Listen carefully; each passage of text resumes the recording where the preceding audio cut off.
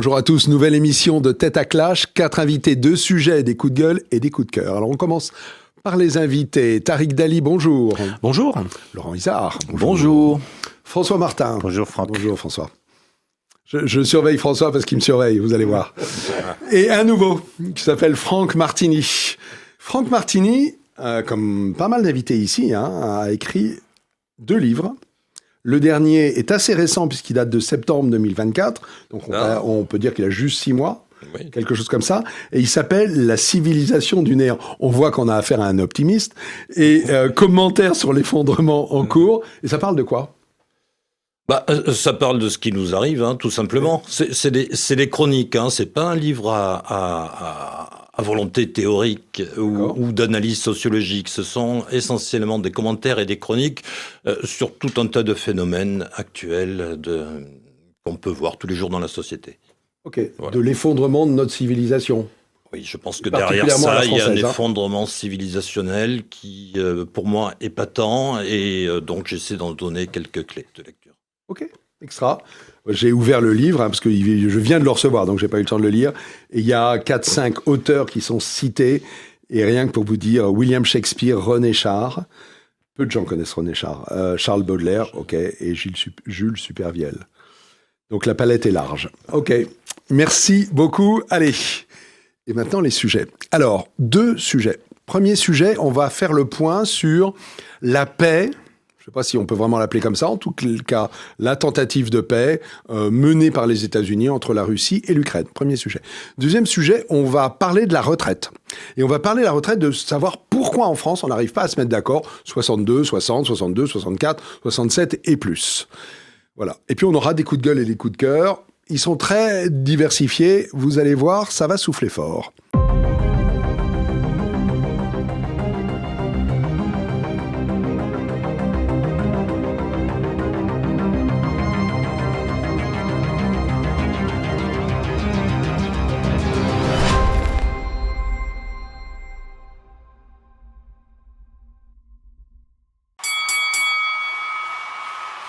Alors, premier sujet, la paix.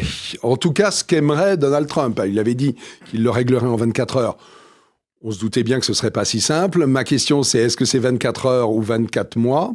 Parce que c'est quand même pas très bien parti. Il y a eu des négociations cette nuit pour des cessez-le-feu en mer Noire, mais on voit bien que ça aussi, ça va pas être facile à mettre en place.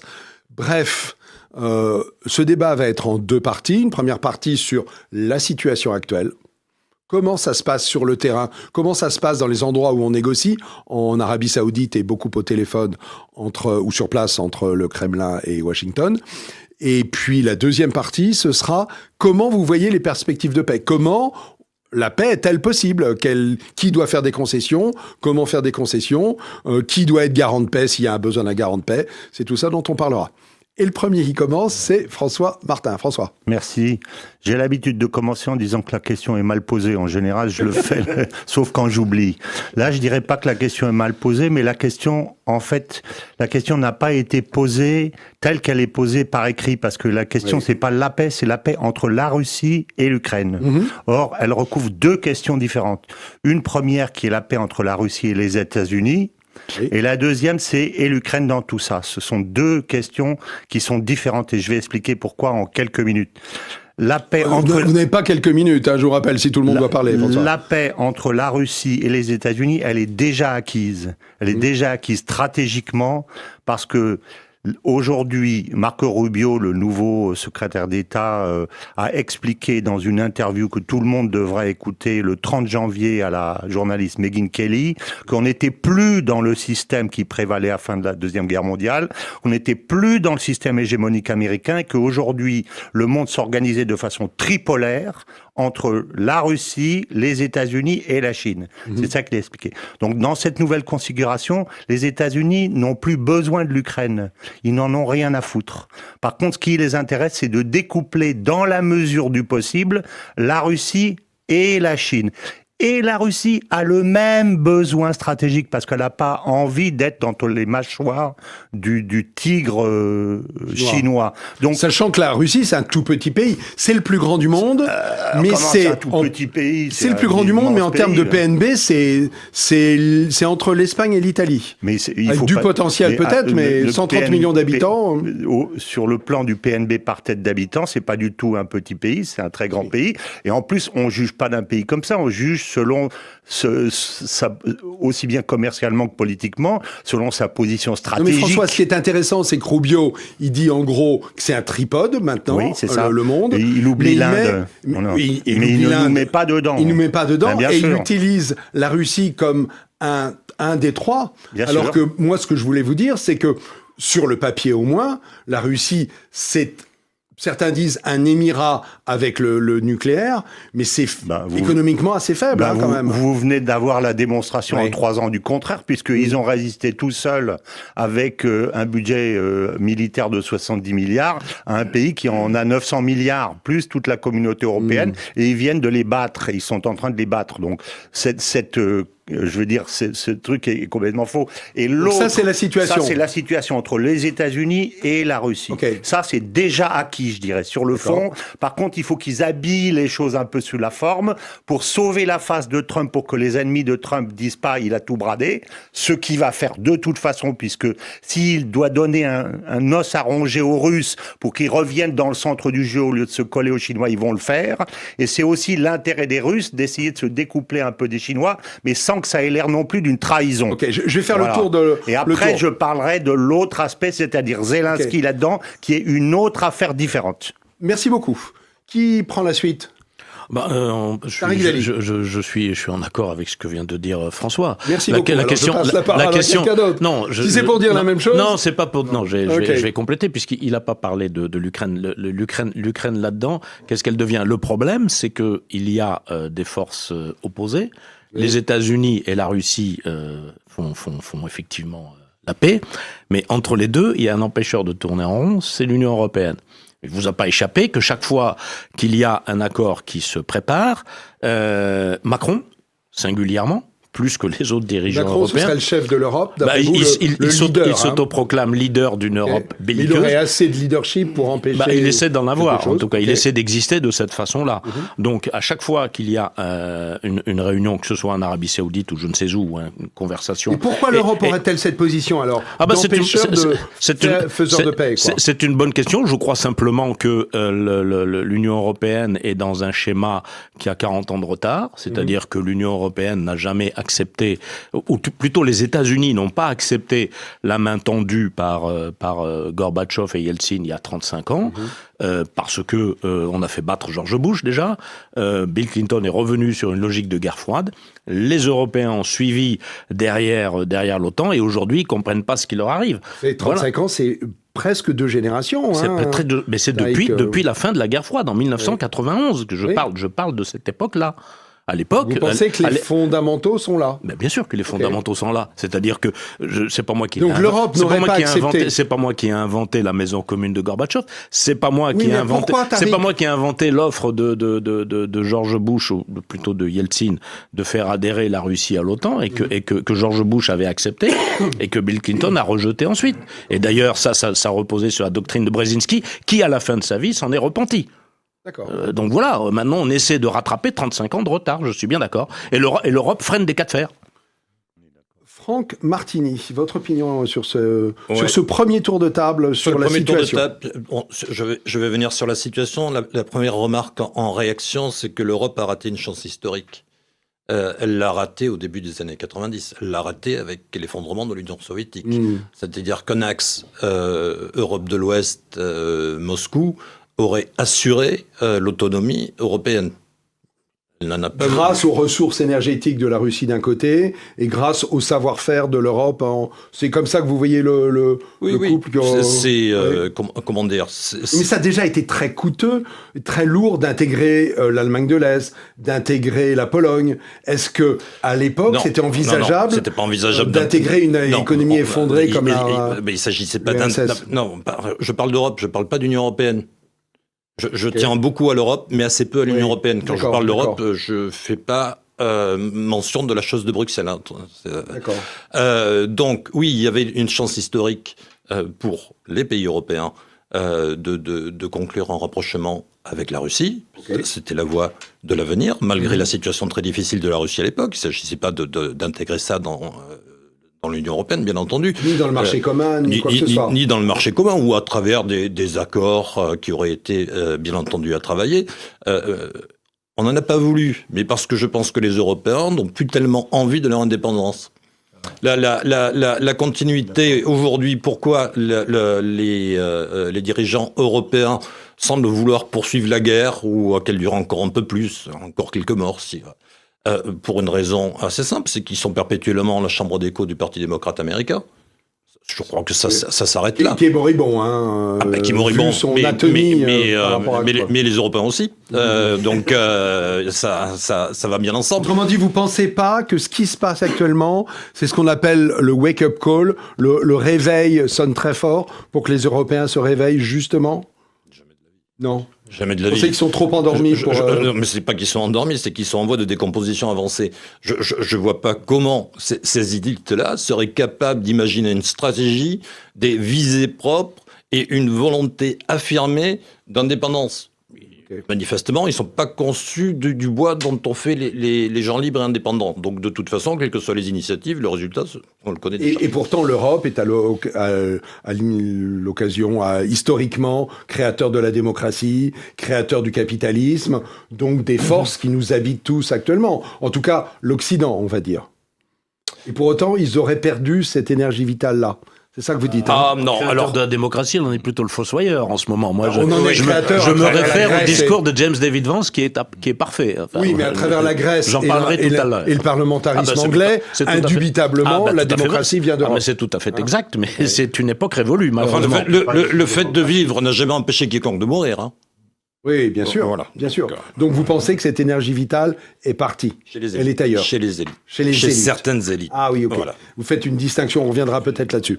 Ok, Laurent Isard, votre point de vue? C'est d'autant plus dommage qu'on avait une réelle proximité culturelle avec la Russie, qu'on a perdu une proximité peut-être plus forte qu'avec les États-Unis.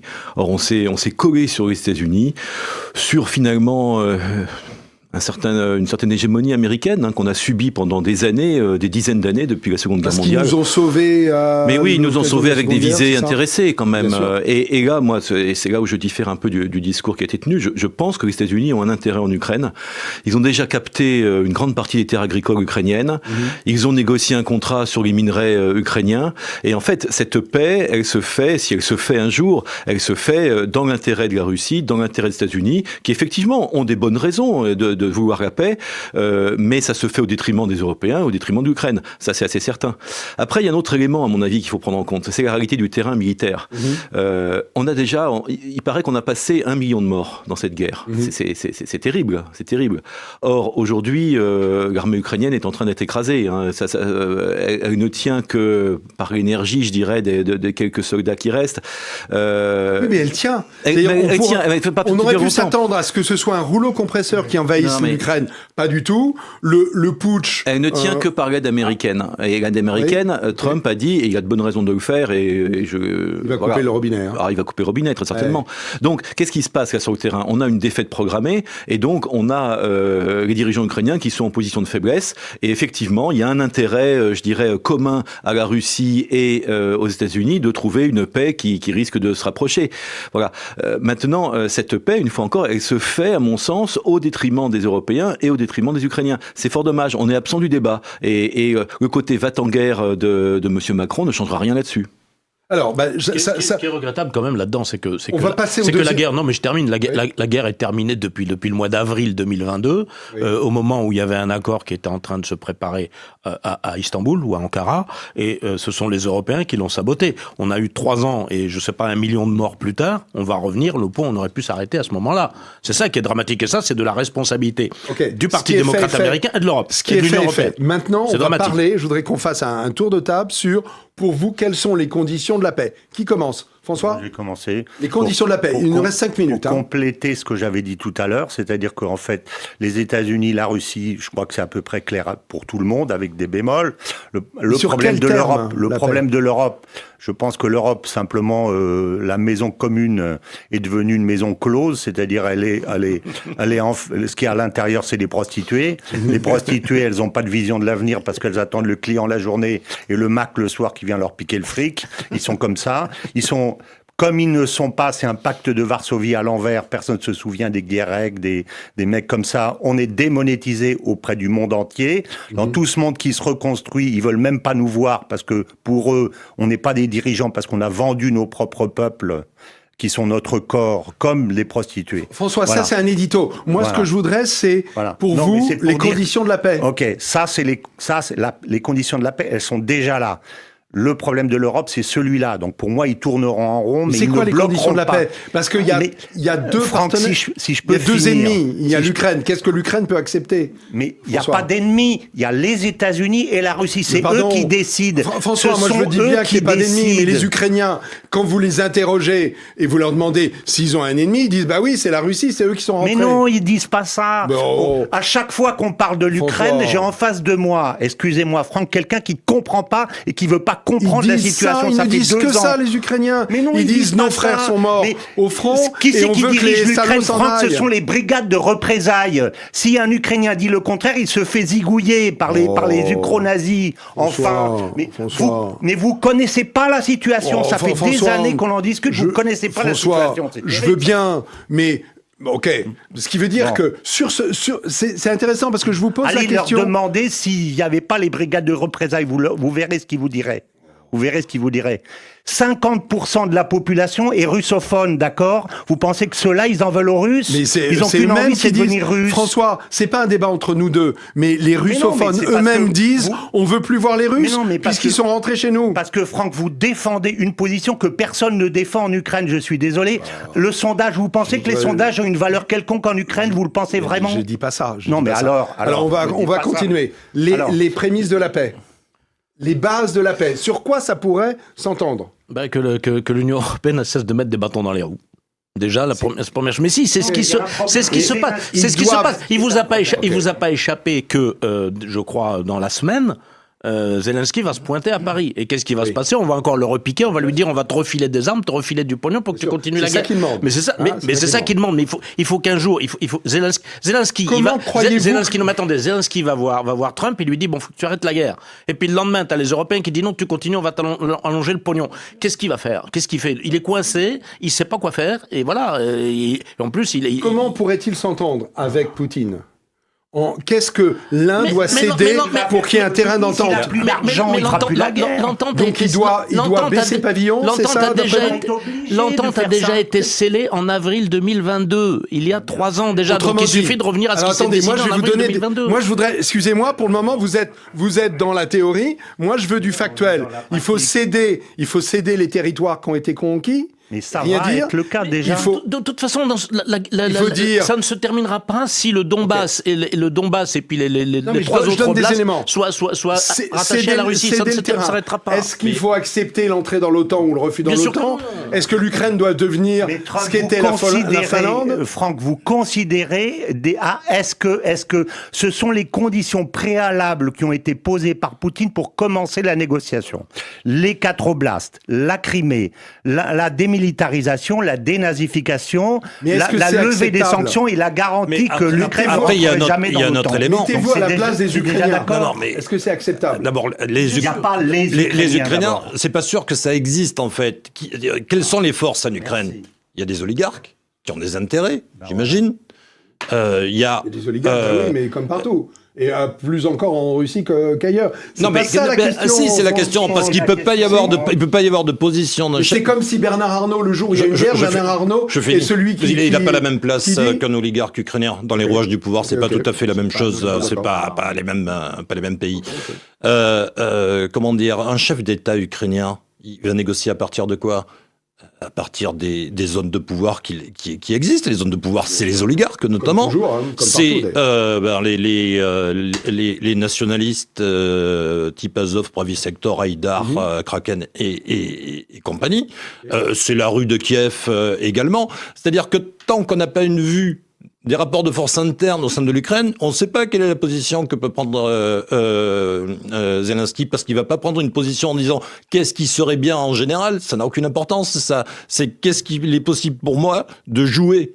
Le champ des possibles pour lui, il est acceptable pour vous du point de vue russe. Du point de vue russe, on a vu la liste des courses est très longue. Du point de vue ukrainien, qu'est-ce qu'ils peuvent accepter dans cette liste? Mais tout sera acceptable en fonction de ce que les acteurs auront ou n'auront pas, et en fonction de ce qu'ils acceptent pour l'après-guerre. Parce que finalement, la question de la paix en Ukraine, j'allais dire, c'est pas la vraie question. La vraie question, c'est la paix pour la guerre civile en Ukraine. C'est-à-dire, qu'est-ce qui va se passer en Ukraine une fois qu'on sera arrivé à la situation de paix? J'allais dire que c'est ça le véritable enjeu, sûrement pour les hauts dignitaires ukrainiens. Qu'est-ce qui se passe une fois qu'on a signé? C'est pas...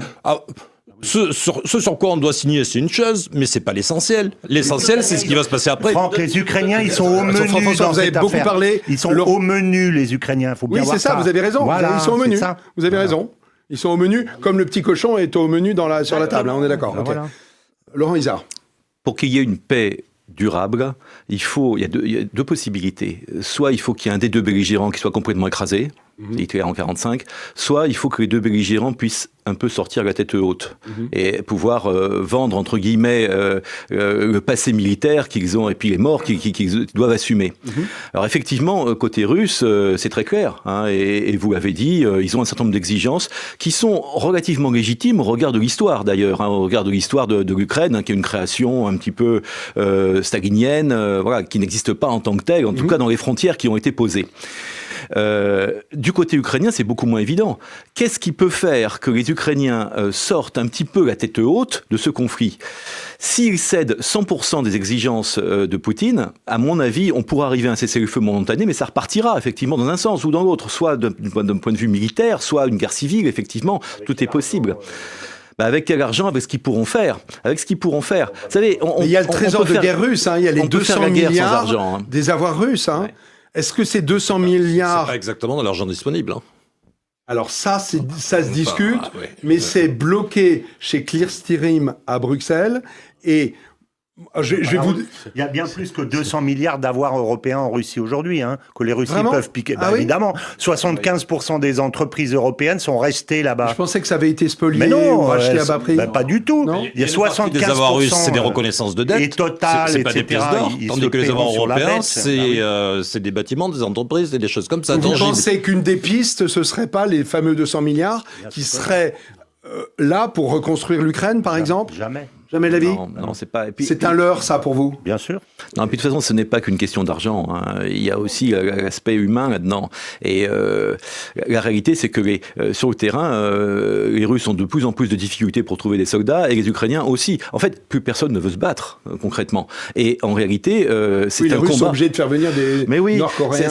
C'est un combat entre dirigeants, en fait. Hein. Et les populations, elles, veulent une vraie paix, avec des concessions, mais qui leur permettent, une fois encore, de sortir un tout petit peu la tête haute quand même dans les deux camps. Et c'est ça qui est difficile à atteindre. Et c'est là-dessus que Trump essaye de se battre. Mais Trump, il essaye aussi de trouver son intérêt dans l'affaire. Et donc, la solution, elle n'est pas simple. Moi, à mon avis, on est reparti encore pour des années. Hein. Comme on dit, la paix en 24 heures, non, et même en 24 mois. Je vais vous donner un exemple des bâtons dans les roues que met singulièrement Macron. Okay. Ça, c'est votre tête de Turc. Je vais vous donner le dernier exemple. C'est extrêmement simple. Lorsque vous avez une ligne de front et qu'on signe un cessez-le-feu, traditionnellement, c'est leur boulot, on envoie l'ONU, on envoie des casques bleus. Poutine a toujours dit « je ne veux pas de l'OTAN » en Ukraine. Et que fait Macron? Il dit « non, on ne va pas envoyer des casques bleus, on va envoyer des soldats européens ». Les soldats européens, ils sont où? C'est des soldats de l'OTAN. Donc, vous n'allez pas me dire qu'ils sabotent pas les efforts. Ce qu'il veut dire là, ce qu'il veut dire, c'est juste le drapeau ne serait pas de celui de l'OTAN, c'est celui de des 5-6 pays qui s'y colleraient. Habituellement, on met des casques bleus dans les mains. Et pourquoi il ne veut pas de casque bleu? Si c'est pas pour mettre des bâtons dans les roues et pour saboter le truc et pour dire voilà. Je trouve que vous accordez beaucoup d'importance à Macron. Non, c'est lui qui essaie de s'en donner et il met des bâtons dans les roues, il fait perdre du temps, il retarde le processus de paix. Des positions de Macron, en fait, je suis pas sûr. Hein. Oui, c'est ça. Moi, je suis étonné. Je ne dis pas ça. Macronocentrisme. Je ne dis pas ça, mais je dis que chaque fois qu'il y a une petite avancée, il la sabote en organisant une rencontre. Zelensky vient à Paris quand même. Donc là, on perd du temps. On sabote, on fait des palabres. Alors, ce sera le mot de la fin, François, hein, puisque là, ça s'arrête. D'un groupe dont on a peu parlé, c'est les oligarques. Moi, je pense personnellement que le vrai problème, c'est entre ceux qui sont les sponsors, c'est-à-dire les Américains et les Russes. Ça, c'est déjà réglé. Par contre, il reste une question, c'est celle les Européens. Ils tournent en rond dans le bocal et comme des poissons rouges. Le problème, c'est les oligarques, parce qu'aujourd'hui, ils soutiennent encore Zelensky parce qu'ils ont des biens dans le Donbass et qu'ils sont pas sûrs qu'ils vont pas récupérer leur titre de propriété s'il y a un accord définitif où tout le Donbass passe sous la coupe des Russes. Donc, c'est pour ça qu'ils soutiennent encore Zelensky aujourd'hui. Et à mon avis, là où Zelensky va avoir des problèmes, c'est le jour où les brigades de représailles, où les oligarques vont aller négocier par derrière avec Poutine en lui disant est-ce qu'on gardera nos titres de propriété si on trahit cette espèce de avec qui on a bossé jusqu'à présent, mais qui est un nul, etc. S'ils arrivent à récupérer leur truc, ils le lâchent.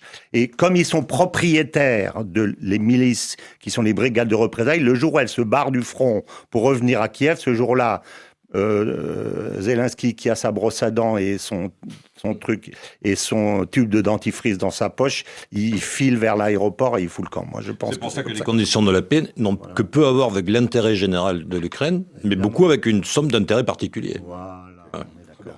Allez, messieurs, on a débordé de 5 minutes, donc ça va nous donner un petit peu moins de temps. Pour le sujet numéro 2, la retraite, on se retrouve dans quelques secondes.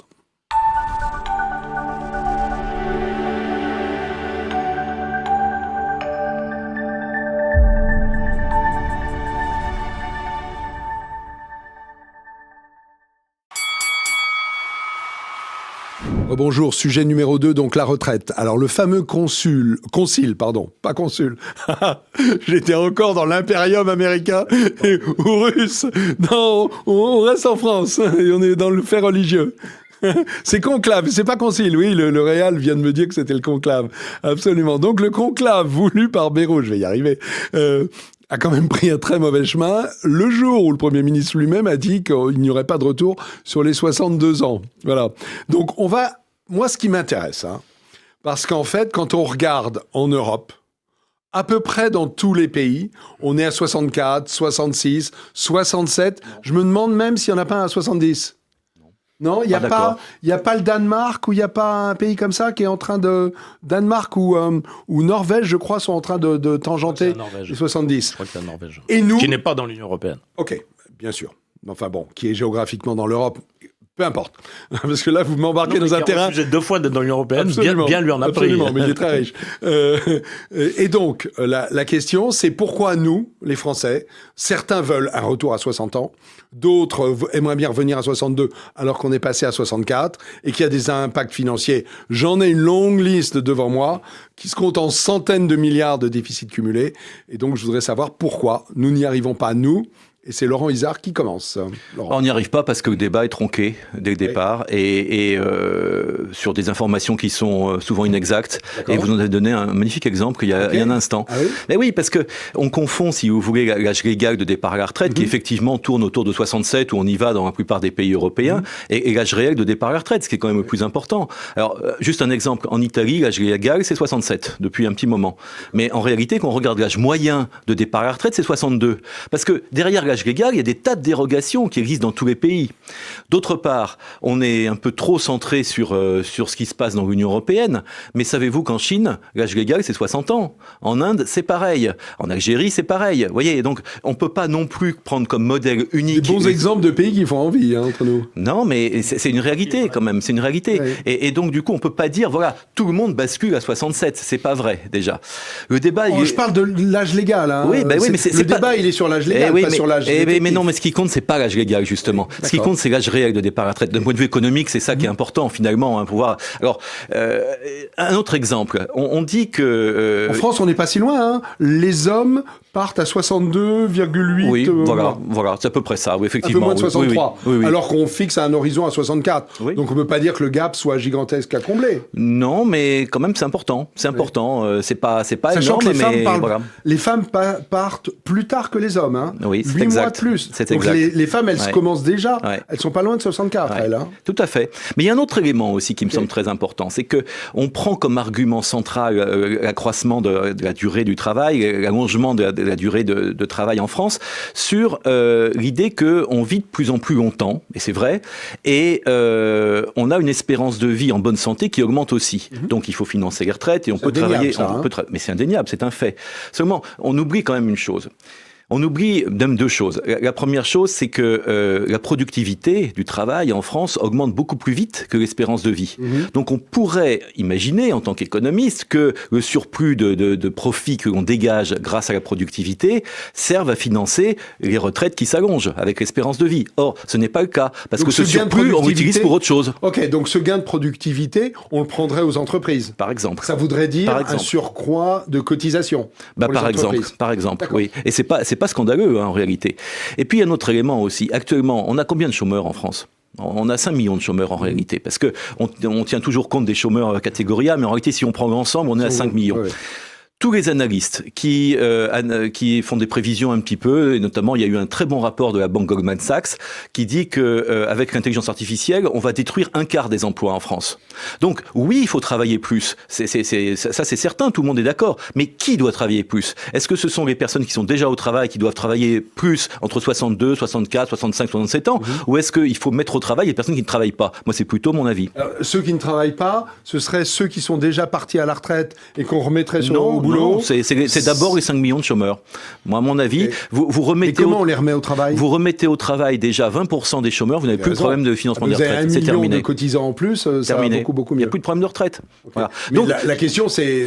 si c'était facile, ça aurait été... La question du financement des retraites, c'est une question de chômage, avant tout. Voilà.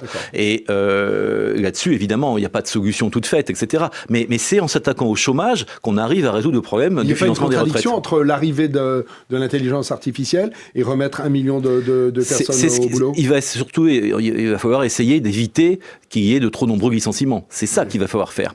Maintenant, il y a aussi... c'est le chemin de la réindustrialisation dont vous parlez. Je vais céder la parole à Franck Martini. Franck Martini, sur ce sujet des retraites sur l'âge des retraites, notre incapacité à nous entendre. Oui, c'est le petit bout de la lorgnette. Ça veut dire surtout qu'on n'a pas une capacité à avoir une stratégie de moyen terme sur le maintien d'une prospérité économique.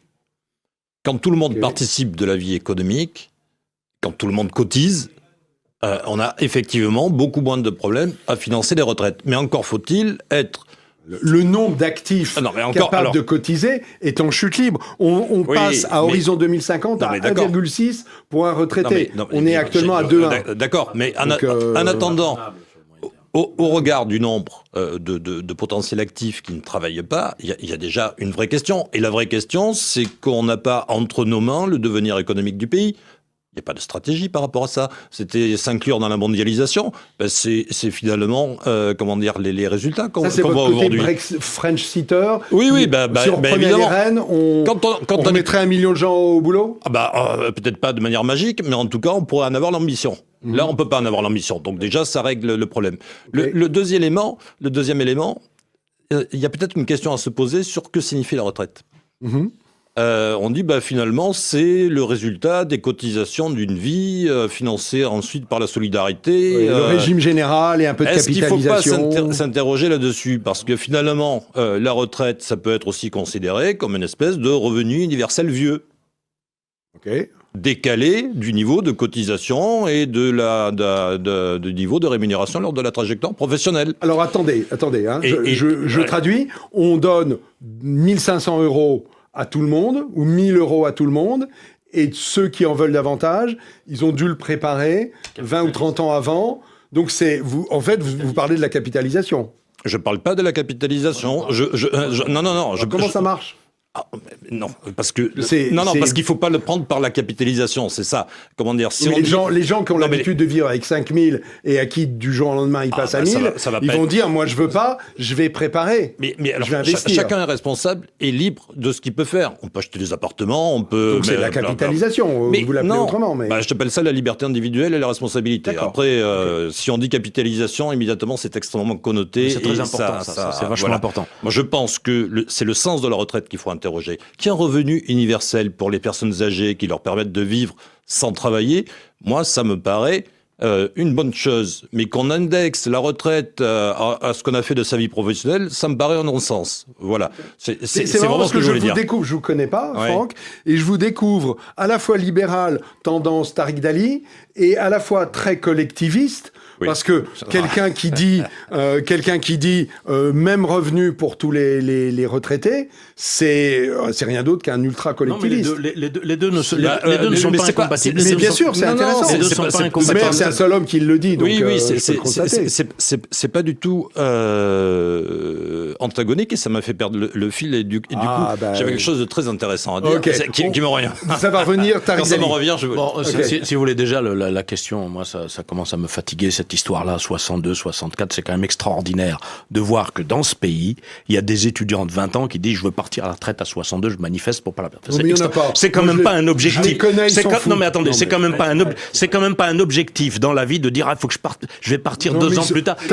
Ça me consterne. C'est très intéressant qu'il se pose la question comme ça parce que ça en dit très long sur l'esprit du régime. C'est l'esprit du régime, c'est l'esprit. Bon, c'est la valeur travail. Mais surtout, en l'espèce, ils se disent pas ça. Il y en a. Bon, mais non, ils se disent j'aurai pas de retraite et ils se disent on sera mort. Ils s'en pas de retraite. Ils s'en vont. J'aurai pas de retraite. Mais là, c'est tout le problème. Et effectivement, il y a quand même notre ami Laurent a dit des choses très intéressantes. Mais il y a quand même un truc important, c'est la démographie. Oui. C'est-à-dire comment lorsque ce système-là a été mis en place, système de cotisants vous en avez 4 qui payaient pour un. Aujourd'hui, il y en a un et demi qui paye pour un. Comment ça ne peut pas tenir? Donc de toute façon, il va falloir. Mais c'est ce que font les Français sans le savoir. Et comment ils tiennent? Je vais vous le dire. Lorsque un Français, ils tiennent par moi je vais vous le dire. Je vais aller plus vite. Ils tiennent par la dette. Non, attendez. Autrement dit, ils font payer la retraite par l'endettement plutôt que par un investissement d'avenir. Donc ça veut dire qu'il va falloir s'arrêter, il va falloir que ça s'arrête. Donc ils balancent la dette aux petits-enfants. Ce système-là est condamné. Le système de la retraite par répartition est condamné. Et donc il va falloir personne ne s'entend. Et personne ne s'entend parce qu'on ne veut pas parler. Mais non, mais parce qu'autour de cette table, vous n'êtes pas d'accord. Non, Laurent Isard, il n'est pas d'accord avec vous. Non, mais je ne pense pas que la donnée, la baisse de la démographie, ce soit une donnée fixe. On peut faire des choses là-dessus. On peut encourager la natalité. Mais il va falloir un certain temps. Il va falloir de redressement. Ça redresse la démographie. Ça redresse à la marge, mais ça ne multipliera pas. C'est l'exemple de la France, quand même. La Russie, la Hongrie. Mais de toute façon, la Russie est en chute libre. Non, la Russie n'est pas en chute libre. Je voudrais parler du fond du sujet quand même. Je crois qu'il y a eu des mesures qui ont été prises extrêmement fortes, qui consistent à offrir des appartements aux familles qui ont plus de 3 enfants. Oui, mais tu multiplies pas par 2 la fécondité. Tu multiplies pas par 2 la fécondité. Tu l'augmentes un petit peu à la marge. Mais donc, je considère, et c'est ce que je voulais dire, c'est que les Français le font eux-mêmes. C'est lorsque les Français deviennent propriétaires de leur logement. Ils tiennent le raisonnement suivant, sans le savoir. C'est-à-dire que le loyer en moins que j'en serai à retraite, ça fera la même chose que mon salaire plus le loyer. Aujourd'hui, c'est comme ça qu'ils font. Sachant que 60% des Français sont propriétaires de leur résidence alors que les Allemands ne sont qu'à 45%. C'est ça, voilà, c'est ça. Mais il en manque quand même 40. Oui, mais c'est ça le problème. Ça veut dire qu'il va falloir, de toute façon, on ne pourra pas y échapper, il va falloir, et d'ailleurs on l'avait fait, excusez-moi, mais enfin tout le monde a oublié qu'en 1997, ça remonte pas à hier, le Parlement avait voté la loi Thomas qui instaurait des fonds de pension. Monsieur Chirac a cru bon de dissoudre le Parlement, et Jospin a enterré le truc immédiatement. C'est la capitalisation. Mais évidemment, alors, effectivement, comme disait notre ami... À la Martini ou à la on peut l'appeler autrement, on peut l'appeler épargne salariale personnelle, on peut l'appeler épargne salariale garantie. Mais ça existe chez les fonctionnaires. Pourquoi ? Mais pourquoi ? Et là, je pointe du doigt l'irresponsabilité des partenaires sociaux, c'est-à-dire les syndicats, qui chaque fois que vous dites ça, ils vous tombent dessus. Et ça, c'est inacceptable. Et en plus, on a mis ça dans la tête des gens. Pourquoi ? Je ne sais pas. Je ne sais pas pourquoi on n'en veut pas. Je n'ai pas compris. Je pose la question, c'est pourquoi ? Non, mais est-ce que la seule manière d'y arriver, parce que ce débat, pour moi, je considère on aurait pu l'avoir il y a 20 ans. Hein. Mais on l'a eu il y a 30 ans et on a voté. On a voté un texte en 1997. Non, on aurait pu l'avoir avec la réforme Fillon. On aurait pu l'avoir. Mais on le fait jamais. On le fait jamais. Absolument. Ma question, elle est pour vous, François Martin. Est-ce que c'est la méthode forte qui fonctionne? Autrement dit, on fait un conclave, on fait semblant que les gens se parlent, ceux qui veulent faire du théâtre claquent la porte, le Premier ministre dit une évidence qui lui est reprochée, et puis au final, c'est le Parlement et qui va dire, plutôt que 67, on va faire 64 ans et demi, et puis dans 3 ans, on fera 65. Je pense surtout que c'est pas ça le problème. C'est pas ça du question tout le problème. Évidemment. Non, mais je veux dire, en 2017, la fécondité, 1,8 enfants par femme. Aujourd'hui, 1,6. En Espagne, 1,4. En Italie, 1,2. Combien en Allemagne ? 1,4, etc. La civilisation on n'est plus dans le remplacement. La civilisation européenne, elle est morte. À 1,2, ta civilisation est morte. Parce que vous dites à tous ceux qui nous écoutent, c'est faites des enfants. Mais c'est ça le seul problème. Alors si on dit au départ, on ne peut pas faire remonter la démographie, allez-vous-en, c'est fini. C'est fini. Et puis ne faites pas une politique anti-immigration. Pardon, c'est pas nous qui allons faire des enfants autour de cette table. J'annonce rien de très révolutionnaire. C'est vos enfants. Oui. Et sauf que vos enfants, ils ont une trouille. Avant, c'était le défi climatique. Maintenant, c'est la guerre. Il y a les deux. Oui, mais il y a 3 ans, ils n'avaient peur. La trouille de la disparition C'était Greta Thunberg, maintenant c'est Greta Thunberg et Poutine. Mais Greta Thunberg, on n'en parle même plus de Greta. Bien sûr, on a créé l'anxiété à des tas de niveaux, ce qui fait qu'on a des jeunes qui se disent pas, c'est l'avenir, donc forcément il est incertain, j'y vais avec assurance. Ouais. Non, ils y vont pas, ou ils y vont à reculons. C'est dramatique. Ou ils y vont en faisant un enfant, quoi. Mais parce qu'il y a pas de et le résultat de ça, c'est que ce pays est une gérontocratie. En réalité. Je pense que si on prend le revenu médian des retraités, il doit être supérieur à celui des jeunes actifs. Il doit être. Oui. Il l'est et largement. Et largement. C'est une gérontocratie, ça. Et c'est tout à fait inacceptable que des jeunes actifs qui sont l'avenir du pays et qui travaillent gagnent moins leur vie que des gens qui sont en bout de piste. Mais comment on peut imaginer un système pareil ? Je pense que le système global du pays... C'est les vieux qui votent. Et ceux qui nous écoutent et qui sont à la retraite, c'est eux qui vont voter. C'est aussi pour ça que c'est une gérontocratie. Si on supprimait le droit de vote à 65 ans, peut-être que les choses seraient différentes. Mais c'est pas le cas. Alors là, ça vous allez revenir, parce qu'avec des choses comme ça, je me suis d'ailleurs étonné que Tarek Dali soit pas monté sur la table. Moi, j'ai passé 40 ans à me promener dans tous les pays du Sud. 40 ans. Vous connaissez très bien l'Afrique, par exemple. Quand tu vas dans n'importe quel pays dans le monde, je veux dire en dehors de chez nous, quand tu vas dans la rue, tu as des gamins qui courent de tous les côtés. Oui. Chez nous, excuse-moi, il n'y a que des vieux. Partout. Bien sûr. Donc, c'est fini, on est mort. Si tu dis pas c'est la cause nationale et c'est la cause civilisationnelle, on est mort. Donc, il n'y a pas d'autre problème, en fait, important que celui-là.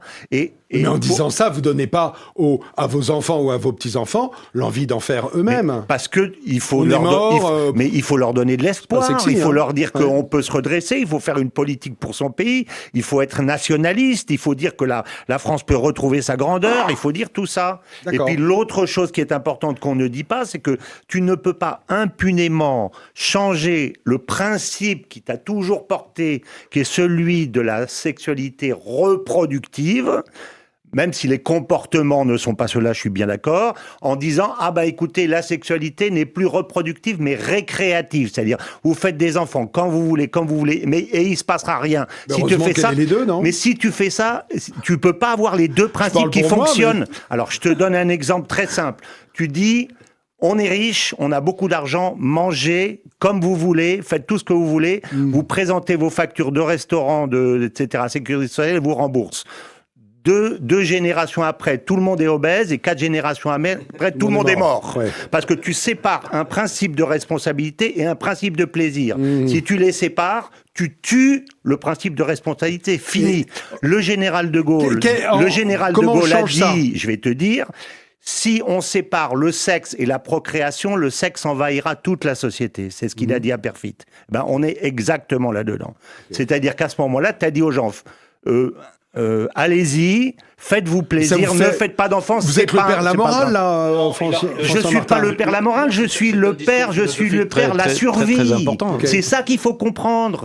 Je suis le père la survie. Le sexe enverra la société avant à son tour de disparaître, hein, parce que comme la racine de tout ça est extrêmement nihiliste et mortifère. Ceux qui a des racines mortifères finissent dans la mort, c'est pas très compliqué.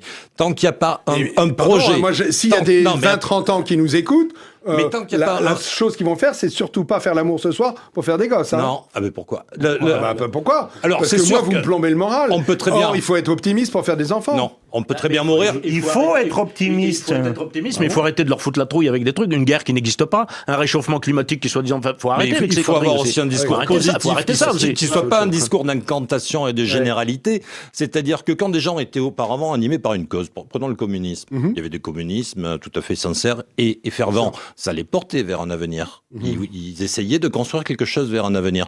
Aujourd'hui, y a-t-il ne serait-ce qu'un parti politique qui est capable de dire quelque chose sur le pays et son avenir? Il n'y en a pas. Et ce système-là est strictement irréformable. Et tant qu'il fonctionnera, rien ne se remettra en place, en marche, vers quelque chose de vivant. Je sens que Laurent Isard a quelque chose à dire. Non, mais merci beaucoup. Laurent Isard, ce sera le mot de la fin. Hein. Moi, j'ai 3 enfants et c'est un vrai bonheur. Oui. Mais pour beaucoup de jeunes qui pourraient être parents aujourd'hui... Ils ont quel âge ? 25, 22 et 18. Donc vous n'êtes pas encore grand-père non, pas encore. Ça pourrait venir, mais pas encore. Vous pensez qu'eux, ils ont envie ? Mais je pense qu'ils devraient avoir envie, parce que d'une façon... Oui, mais Laurent, c'est pas la question de vrai. Est-ce qu'ils ont envie ? Vous leur parlez ? Oui, parce qu'il y a une transmission aussi des valeurs, c'est ce principe de responsabilité dont parlait François Martin. Mais le vrai problème aujourd'hui, c'est que les jeunes, certes, ils ont peur. Certes, ils n'ont pas de projet d'avenir, ou ils ont des craintes quant à l'avenir. Ça, c'est certain. Mais il faut les aider. On a abandonné complètement la politique familiale. C'est un vrai problème. On a abandonné la transmission des valeurs. C'est un vrai problème. Moi, mes enfants, c'est un pur plaisir, mais il y a aussi des contraintes. Il ne faut pas les ignorer. Il y a des contraintes financières, il y a des contraintes techniques. Voilà. Si on n'aide pas un petit peu les couples qui peuvent avoir des enfants, qui sont en âge d'avoir des enfants, à en avoir, eh bien là, on abandonne. Et là, c'est la mort, effectivement. C'est la fin de la civilisation. Le besoin inassouvi, je pense, du nombre d'enfants, il est gigantesque. Oui. Il y a beaucoup de femmes qui voudraient avoir 2 enfants, absolument. 3 enfants qui ne le font pas. Donc le besoin, il est là. En général, quand tu fais du marketing, tu sais que si tu as un besoin, tu as qu'à le produit, c'est une chance.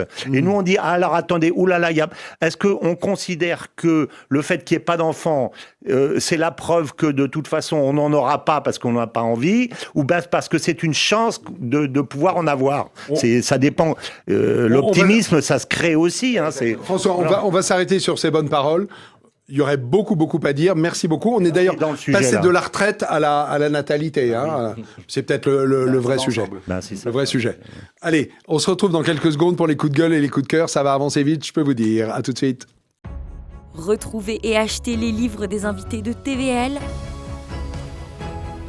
dans la boutique de votre chaîne sur tvl.fr.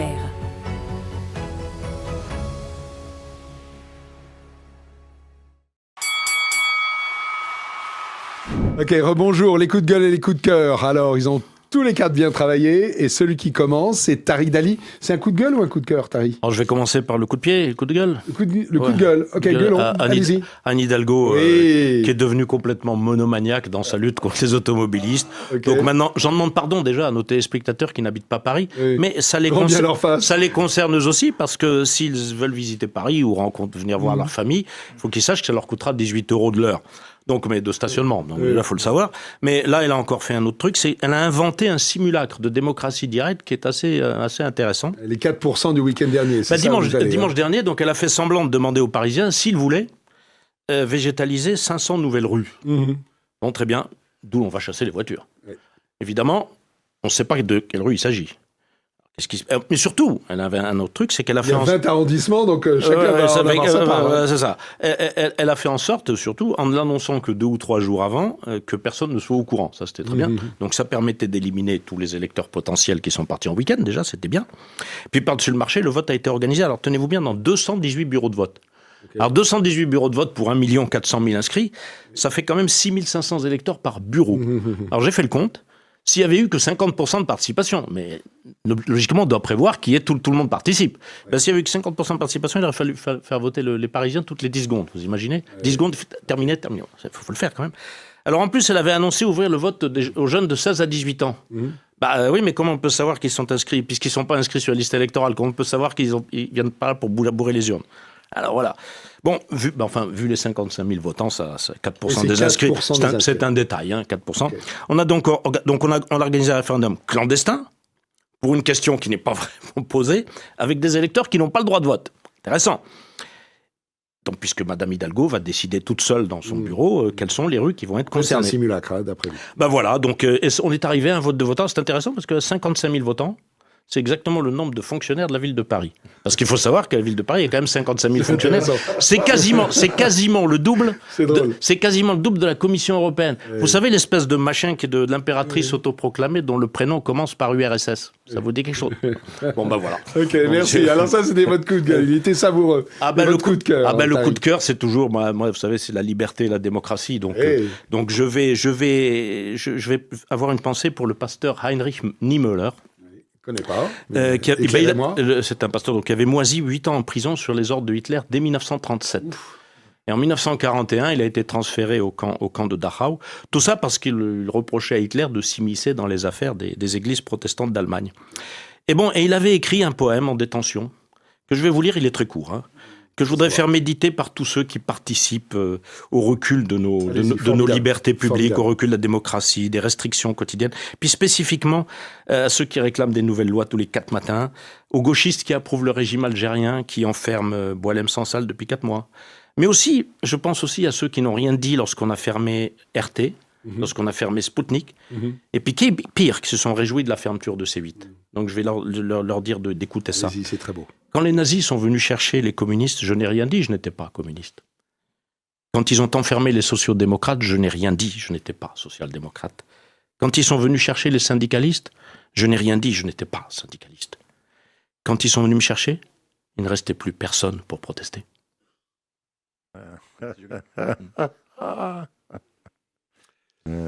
Merci beaucoup, Tariq. Je pense que vous... Ce grand homme, Pardon, il est mort... Il est mort il y a une quarantaine d'années, en 84. Il avait plus de 90 ans. Oui, il avait plus de 80 ans, 85 ans, le pasteur Heinrich Niemöller. Voilà ce qu'on devrait apprendre dans les écoles. Ah, je suis bien d'accord. Et je ne savais pas que c'était lui, mais je connaissais bien le truc. Ça me retourne. Merci beaucoup, Tariq. Merveilleux.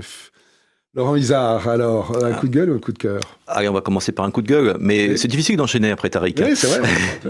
Bon, alors, moi, je voulais dire un petit mot sur le nombre de refus d'obtempérer des automobilistes en France. 25 000 chaque année, ça fait à peu près 70 par jour.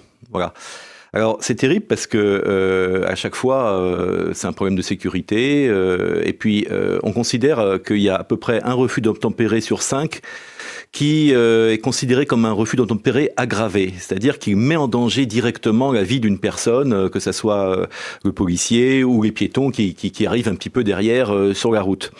Alors, c'est extrêmement ennuyeux et je dirais que ce qui est pour moi le plus grave, c'est que lorsqu'on regarde le profil des gens qui refusent d'obtempérer aux indications de la police ou de la gendarmerie, ce ne sont pas toujours des grands délinquants, c'est pas toujours des voitures volées, c'est pas toujours des trafiquants de drogue qui emmènent de la drogue dans le coffre de la voiture. En réalité, ce sont des gens comme vous, comme moi, qui, à la différence je pense, de vous et de moi, ont seulement un mépris pour les forces de l'ordre, qui ne représentent plus rien, qui ne représentent plus l'autorité du pays et qui finalement font des grands signes pour s'arrêter. Et bon, après tout, on est libre de passer ou de ne pas passer. Voilà. Et ça, c'est vraiment dramatique. Alors, si on ajoute à ça que les forces de l'ordre, évidemment, n'osent pas riposter, malgré effectivement une réglementation qui a évolué en 2017, c'est extrêmement ennuyeux quand même. Et on a une augmentation du nombre de morts sur la route depuis 2020, en augmentation constante. Ok. Merci beaucoup pour ce coup de gueule. Ça me touche aussi parce que je me sens parfois en insécurité à cause de ça en tant que motard. Ouais. Ok, et votre coup de cœur alors? Alors, ça n'a rien à voir. Petit coup de cœur pour la hausse de fréquentation des églises en France, qui s'est particulièrement remarquée lors de la messe du mercredi des Cendres, qui marque le début du carême. Voilà, on a vu ça dans toutes les églises, ça a été remarqué à Paris, dans les grandes villes de France, mais aussi en province. Et ça rejoint une autre évolution qui est l'augmentation du nombre de baptêmes d'adultes en France. 30% en plus cette année. On attend encore 30% en plus en 2025. Voilà. Et je dirais qu'il y a une hausse constante depuis plus de 10 ans maintenant du nombre de baptêmes d'adultes, alors que l'Église est traversée, vous le savez, par un nombre de scandales absolument... Voilà, un nombre très important de scandales, et des scandales graves, des scandales graves. Voilà. Alors, moi, j'y vois deux aspects. D'abord, il y a effectivement un retour du religieux en France, et pour moi, c'est une très bonne chose. Et puis, il y a aussi, tout un aspect plus, je dirais, identitaire, dans une période qui effectivement est troublée, une période de peur, etc. Eh bien, on se réfugie finalement vers ce qui constitue une des racines de notre pays, et c'est une très bonne chose pour moi. Ok, merci beaucoup. On a des chiffres, ça commence à... Parce que c'est ressenti ou c'est... Non, il n'y a aucun chiffre sur la fréquentation, parce que c'est très récent en réalité sur la fréquentation des églises. Mais c'est suffisamment marqué pour avoir été remarqué un petit peu partout. Très bien, merci beaucoup. C'est vrai partout, oui. D'accord. J'irai voir dans l'église de mon village. Je demanderai au curé de compter. Il y a des d'adultes, là, vous allez en voir, là, à Pâques. Il y en a chaque année, il y a toujours un peu plus. Chaque 30%. 10 000 en 2025, ils attendent. François Martin, coup de gueule, coup de cœur d'abord. Pour commencer. Oui, autrefois, on avait donné le prix Nobel de la paix pour la fin de la guerre du Vietnam à Kissinger et le Duc Tho. Et moi, je voudrais donner le prix Nobel de la paix de Theta Clash à Poutine et Trump, tous les deux. Parce que c'est vrai qu'on change totalement de monde, complètement. Et c'est ça que les dirigeants européens n'ont pas compris. Mais on change totalement de monde avec, derrière ça, la reconnaissance de la fin du système hégémonique américain par les dirigeants américains eux-mêmes. Et ça, c'est énorme. Je vous rappelle cette interview qu'il faudrait vraiment que les gens voient. En plus, elle existe avec la traduction en français de l'interview de Marco Rubio par Megyn Kelly le 30 janvier, où il explique tout ça dans tous les détails en disant c'est fini, le Brzezinski c'est fini, l'hégémonie américaine c'est fini. Et je trouve que c'est un énorme risque de la part de Trump, parce qu'évidemment il se fait accuser par tout le monde, mais c'est aussi un risque de Poutine d'accepter aussi, parce que il est évident que dans le régime poutinien, il y a des gens qui disent il faut profiter de la victoire, il faut, etc. Il y a aussi des nationalistes purs et durs, et ils sont même puissants. Et Poutine fait la balance entre les ultranationalistes d'un côté qui tient en laisse, et les ultralibéraux qui tiennent en laisse aussi. Donc il y a de la part des deux une véritable volonté de paix, à mon avis, qu'il faut saluer, quoi, tout simplement. Je veux dire, voilà. Juste, pour avoir le prix Nobel de la paix, il faut quand même qu'il y ait la paix. Donc vous pouvez vous projeter dans un futur, pourquoi pas. Oui, je pense qu'il y aura la paix. Encore, Comme je l'ai dit tout à l'heure, je pense qu'il y aura un problème, c'est ceux qui, quand tu fais la paix, il y a toujours ceux qui veulent pas de la paix, qui vont foutre la zizanie pour dire, moi je veux aussi les dividendes de la paix, combien on me paye pour que j'arrête de mettre la zizanie. Ça c'est la position... à mon avis, essentiellement de Zelensky et des oligarques dont on n'a pas parlé. Parce que ceux-là, ils disent, attends, nous, si on n'est plus dans le jeu du business, c'est quand même été la plus grande lessiveuse du siècle, nous, on veut être dedans, voilà. Donc... Merci beaucoup. Ça, c'était les deux, voilà. Coup de cœur. Et pour moi, le coup de gueule, mais absolu, c'est ces dirigeants européens, quoi, tous. Pour moi, depuis que je les vois faire, je vois un bocal de poissons rouges avec des poissons rouges qui tournent à l'intérieur. De temps en temps, il y en a un qui saute en haut du bocal, qui fait bloup, bloup, bloup, et puis qui retombe dans le bocal. Enfin, ils ont rien compris du monde qui les entoure, rien. Et à mon avis, la raison principale, c'est parce que ce sont des progressistes. Donc ce sont des gens qui sont des radicaux dans leur tête, qui ont considèrent encore que Poutine d'un côté et Trump de l'autre côté, ce sont des ennemis de l'humanité, pour reprendre le mot de Robespierre au moment de la condamnation de Louis XVI, des ennemis de l'humanité à qui on ne peut pas parler, on ne doit pas parler. Le but de la politique gouverner, c'est prévoir. Ils savaient que Poutine allait gagner cette guerre depuis longtemps. Ils voyaient revenir Trump depuis longtemps. Pourquoi, depuis 3 ans, ne se sont-ils pas préparés à ce qui se passe aujourd'hui? Ils ont l'air d'être pris de court, mais ils se sont pris de court eux-mêmes parce qu'ils se sont mis les œillères en disant ils sont méchants, ils sont trop méchants, on peut pas leur parler. Mais quand tu es politicien, tu dois parler à tout le monde. Voilà. Donc aujourd'hui, ils sont prisonniers de leurs conneries. Voilà. Merci beaucoup. En plus, vous avez tenu le délai, François. Voilà. Ok. Double médaille, hein. En dehors du prix Nobel de la paix, auquel vous serez largement associé, je m'en charge. Allez, le nouveau, Franck Martini. Coup de gueule ou coup de cœur pour commencer? Les deux. Et coup de gueule pour commencer, je serai assez bref. Je suis toujours inquiet quand quelqu'un dit ça. Allez-y, on va voir. Là, mon coup de gueule est réservé à Sophie Primas, la porte-parole du gouvernement, et à Gérald Darmanin. Okay. Elle est allée secouer la dépouille décapitée de Samuel Paty pour l'enrôler dans sa propagande contre la Russie. Mm-hmm. Qu'est-ce qu'elle a dit? C'est quoi les faits? Parce que ça m'a échappé, je dois vous dire. Elle a dit que l'assassin de Samuel Paty était russe.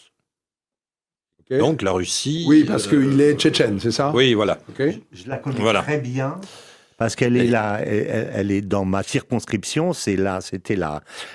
comment ça s'appelle? Pas la députée de ma circonscription, et elle ne connaît strictement rien, mais zéro absolu à la politique internationale, excusez-moi. Mais on n'a pas besoin de s'y connaître en politique internationale pour, aller chercher des dépouilles et essayer de les faire parler. Je trouve qu'il y a là quelque chose d'assez répugnant, hein, d'assez nauséabond. Moi, ce qui m'inquiète, c'est que ça semble venir naturellement, et puis ça a été repris très tranquillement par M. Darmanin, qui a dit à peu près la même chose. Elle l'a répété, c'est dans ce sens-là. C'est la base, c'est Darmanin. D'accord, bon, c'est pareil, hein, un avant l'autre. Ça, c'était votre coup de gueule? Ouais, mais juste quand on... Pour quelqu'un qui devait faire court, vous avez dépassé... Non, mais c'est François Martin. Oui, c'est vrai. Quand il y a un coupable, c'est François Martin. Décidément, il a tout compris. Décidément, il a tout compris. Donc, quand on ne respecte ni les symboles, ni les morts, je crois qu'il n'y a pas de mots pour décrire ça. Voilà, c'est tout. Okay. Coup de cœur, c'est le maire de Romans-sur-Isère, qui est une dame qui fait montre depuis que on peut la voir s'exprimer dans les médias, à la fois de courage, de clarté, d'une volonté de tenir la vérité et d'une volonté de mesure qui n'a pas bougé, malgré l'exposition médiatique, malgré... Vous parlez de cet assassinat lors de l'assassinat de Crépol. Voilà. Oui, qui est lié évidemment à l'assassinat de Crépol, bien entendu, j'aurais dû le préciser. Donc cette dame-là a tenu toujours un discours de dignité et de franchise et de vérité. Elle n'a pas varié depuis le temps de l'assassinat jusqu'à aujourd'hui, où le drame est revenu un peu dans l'actualité suite à la sortie d'un livre très problématique à ce sujet. J'en parlerai pas parce que c'est pas l'objet direct du coup de cœur ni du coup de gueule. Et donc de voir apparaître de temps en temps des figures qui semblent des figures de droiture, ça fait plaisir, tout simplement. Et je voulais le souligner et lui rendre hommage. Vous savez comment elle s'appelle? Je l'ai oublié. Madame Toraval. Toraval, c'est ça. Voilà. Absolument. Marie-Hélène Toraval. Très bien. Merci, messieurs. Ce fut riche, mouvementé grâce à François Martin, qui est décidément le cheval sur lequel je monte, qui est le plus rétif. J'essaye de mettre un peu de peps dans la réunion tant que possible. C'est très bien joué, François. Merci, messieurs. Si vous êtes plus disciplinés, vous n'en êtes pas mieux, pas moins excellent aussi. Et donc, on se retrouve dans 15 jours. L'actualité aura bien avancé. On aura du grain à moudre. À très vite.